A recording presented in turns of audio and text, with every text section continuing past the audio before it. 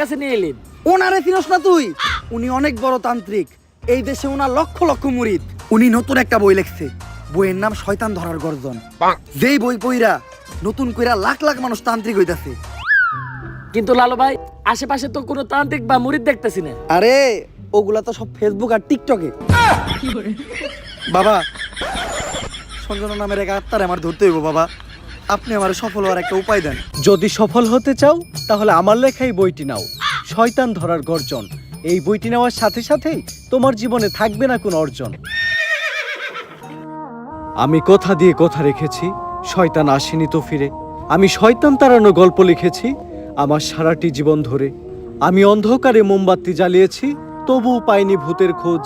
আমি ভূতের অপেক্ষায় ছিলাম, ভূত নিজেই হয়েছিল নিখোঁজ। শয়তান ধরার গর্জন, পৃষ্ঠা নাম্বার চুদলিংপং। বাবা, এটা তো মন্ত্র না, ছন্দ কইলেন। মার্কেটে আপাতত ছন্দ